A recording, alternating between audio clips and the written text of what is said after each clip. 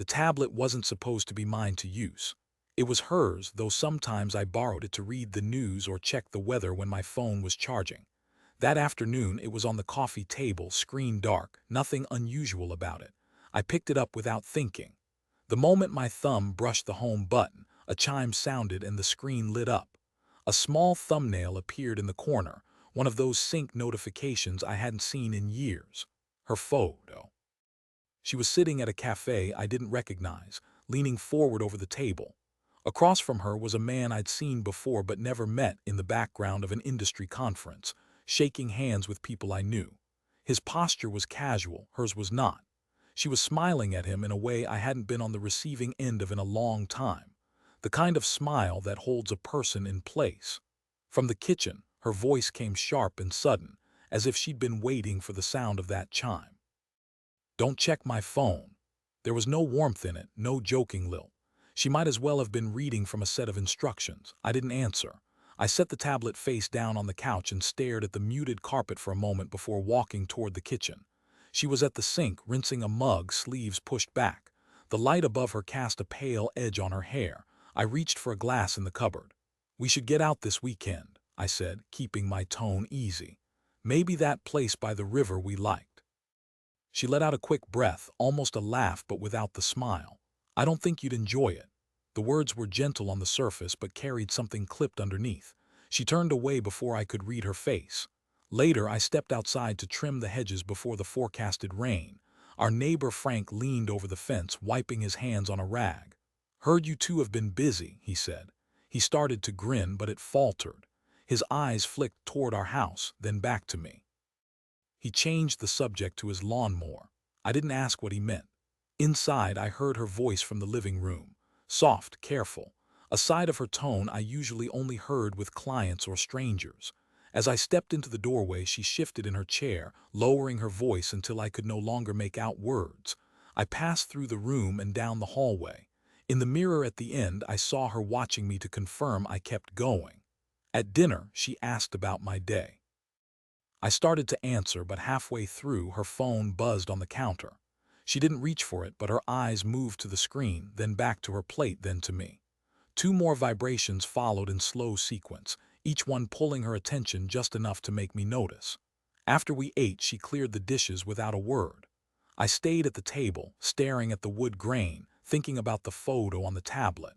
It wasn't the cafe that bothered me. I didn't know every place she went. It wasn't even the man, though I could guess why they might meet. It was the way she leaned toward him, the way her eyes were fixed on his, the quiet ease of it. When she finally sat down on the couch, she pulled a blanket over her lap and scrolled her phone, tilting the screen slightly away from me. She didn't seem tense, just managed, like a stage actor between lines. Around 8, the phone rang. She stepped into the laundry room to answer.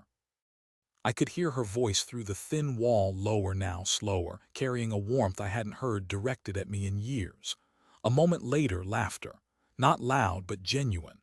It faded as she moved further from the door. By the time we got ready for bed, she was quiet again. She read from her tablet for a while, then set it on the nightstand and turned off the light. I lay in the dark, listening to her breathing steady beside me. My mind kept replaying her voice in the kitchen, "Don't check my phone," and the small, deliberate way she tilted her screen on the couch. I could have asked about the cafe, the man, the messages. I didn't. I've learned over the years that asking too soon can let the other person prepare their answers. Instead, I made a smaller decision. I would start paying attention, quietly, patiently, and I wouldn't let her know I was doing it. It started small, a glance at the clock when she thought I wasn't looking. A shift in her schedule that didn't match what she'd told me. I didn't need to look for it, it was just there in the pauses between words, in the way she stood a little angled away when I walked into a room. A week after the cafe photo, I sat at the kitchen table with the tablet, pretending to read an article. I discovered the sync worked both ways, photos, messages, even the occasional document. I told myself I wasn't looking for trouble, just confirming what I already suspected. Then a new message thread appeared. The contact name was just a first initial. I opened it. The first few lines were harmless meeting confirmations, vague references to our plan. Then a photo loaded. Her outside that same cafe, the man's hand resting casually on her chair. Another image followed, the two of them in front of a conference center I'd spoken at years ago. In the background, I saw faces I recognized, people who had once been clients of mine, who'd stopped returning my calls without explanation. I scrolled further. Screenshots of emails I'd sent to prospective clients. Notes in her handwriting on them, critical, dismissive. Comments about how I was slowing down and not keeping up with the market. She sent them to the man in the photos. I closed the tablet and set it aside. My first instinct was to address it directly right there, to ask why she'd pass along my work to someone else, why she'd describe me that way. But I stayed in my chair, breathing slow. Directly challenging her would only teach her to hide better. The next morning, she said she was meeting a friend for lunch. She didn't mention which friend. When she left, I noticed she'd changed into a dress she hadn't worn in years, one I remembered because she'd worn it to my retirement dinner. Later that afternoon, I ran into Mark, an old colleague at the hardware store. We shook hands, and his smile seemed a shade too careful. "Haven't seen you around the networking events lately," he said. I told him I'd been keeping to myself. He nodded, then glanced down at the items in my basket like he was checking for something to comment on. When I asked how business was, he hesitated just long enough to make me wonder what he knew. That evening she came home with a lightness in her step, a faint scent of perfume still clinging to her. She mentioned running into some people we used to know but didn't give names. I just nodded. The next time the tablet chimed, I was ready. Another message from the same initialed contact. This time, a list of names I recognized from a major project I'd lost years ago. Alongside them were notes about their current contracts, information that wasn't public. She was passing along pieces of my old network gradually. One photo in the thread stopped me cold. It was of her and the man, seated at a dinner table with a group. At the far end of the table was a man I knew only from rumors, someone with a past that had landed in the papers more than once. Questionable dealings, legal disputes, the kind of association that could burn a reputation without a single accusation, and she was smiling like she belonged there. That night as she sat scrolling on the couch, I asked if she'd made plans for the weekend. She didn't look up, not sure yet. I caught the faint reflection of her screen in the window, a photo of the man she'd been meeting. She quickly switched to her email. I didn't push. Instead, I began noting times, dates, details. Every smile in a photo, every name in a message. I was done wondering if it was in my head. I had enough to know it was, but I wasn't going to stop watching. Not yet. Once the certainty set in, my mind began moving differently. I didn't feel the same impulse to ask where she was going or who she was with. Those questions belonged to a man who still thought the answers mattered. I wasn't that man anymore. I let her think my routine hadn't changed. Breakfast together when she felt like joining me. A quick word when she passed through the room. If she noticed my silences were longer, she didn't say. I started spending more time in my study with the door ajar, sorting files, clearing out drawers. It looked like idleness, it was. Her performance, meanwhile, grew more refined. On social media, she posted photos of the two of us at events from years ago, captioned as if they were recent. Comments from friends rolled in, "You two are goals, still the perfect pair." She liked them all. In person, her tone was different, clipped, distracted, as if my words were background noise. One afternoon, I watched her from the hallway as she sat at the kitchen counter, typing into her phone with a faint smile. The tablet on the counter lit up with a synced message. She was telling someone I was easing into retirement, as if my work were just a hobby I'd let fade. That phrase appeared more than once in the threads I'd read.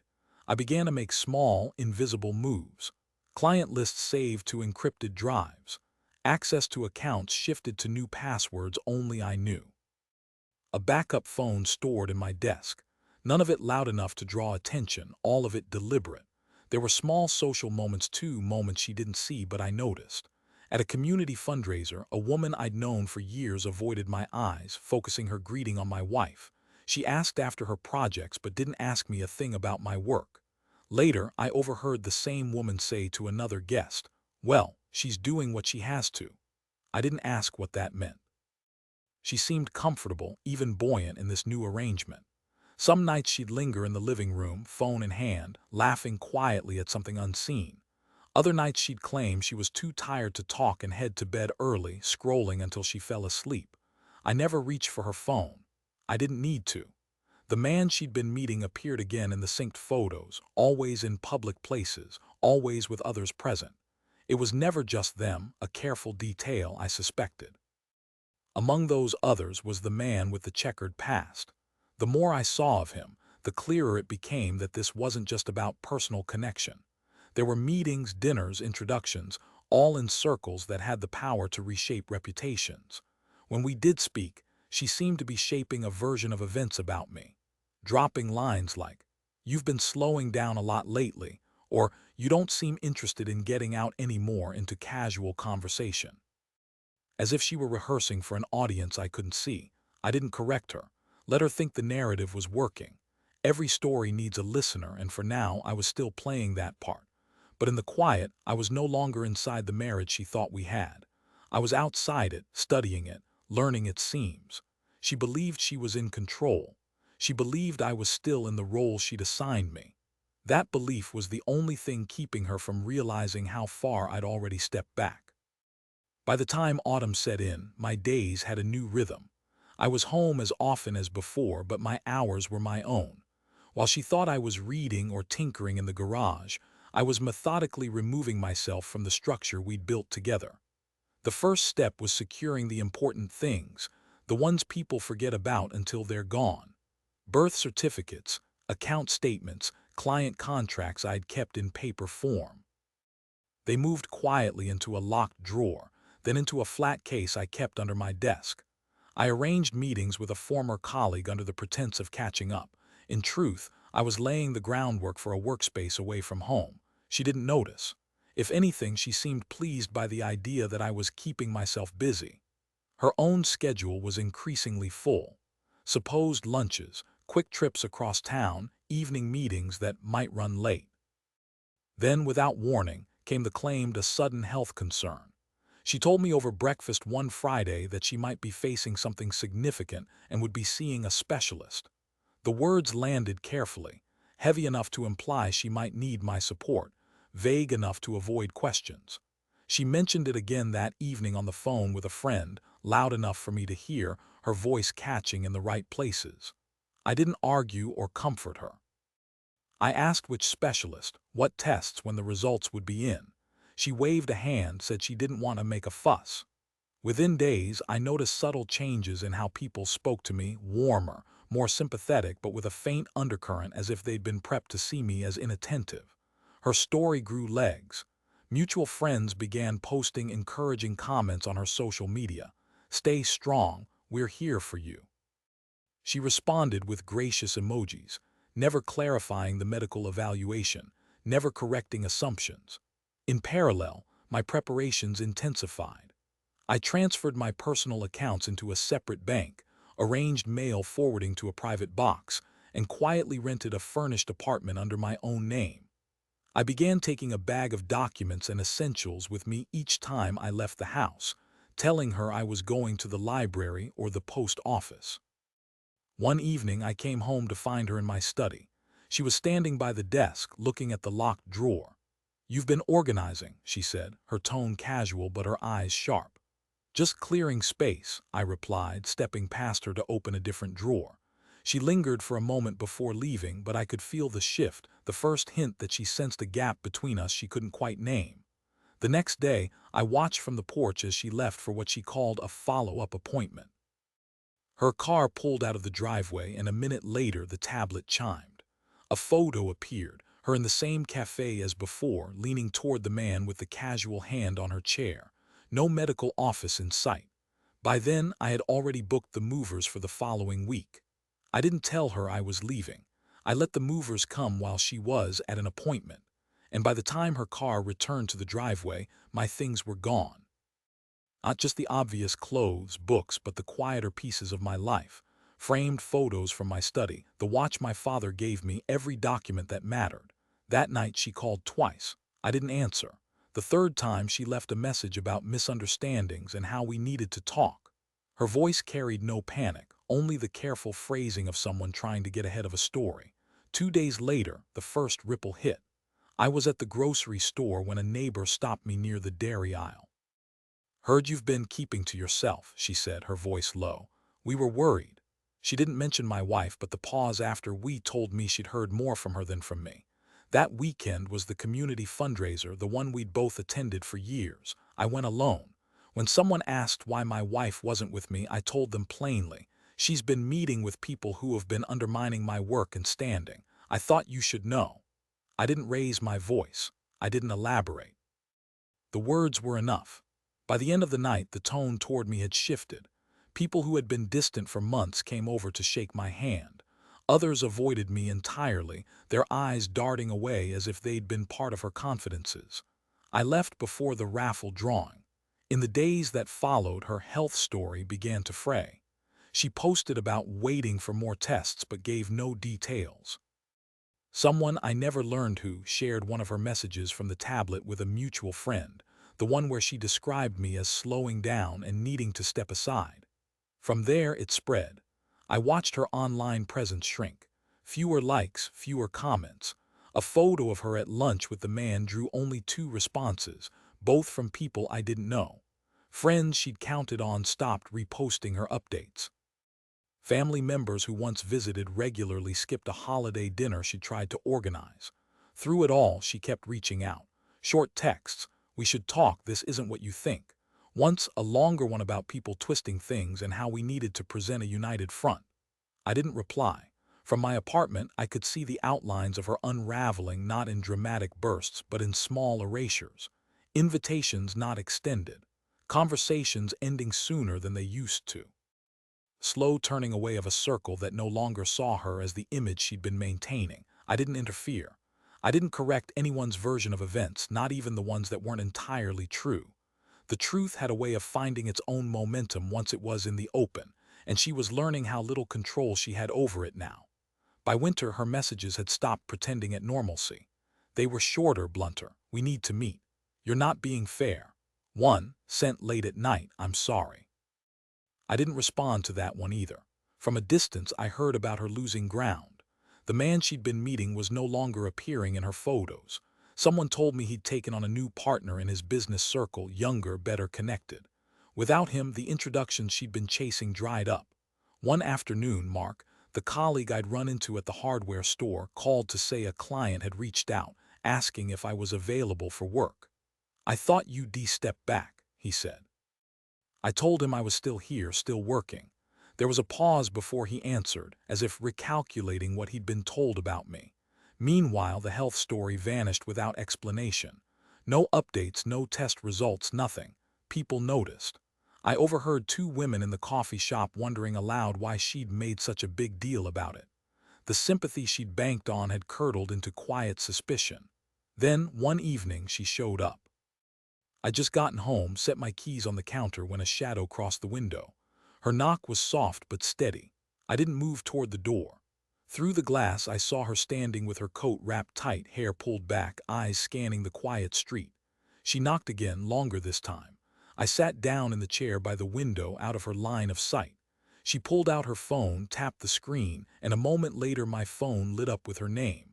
I let it ring until it stopped. She stayed there for several minutes, shifting her weight from one foot to the other. At one point she glanced up toward the window as if she could feel me nearby. Finally she turned, walking slowly down the path to the street. I didn't get up until she was gone. The porch light stayed off. Outside, the air was cold enough to bite at the edges of the glass. Inside, it was still and quiet. My phone, face down on the table, didn't light up again. And that was fine.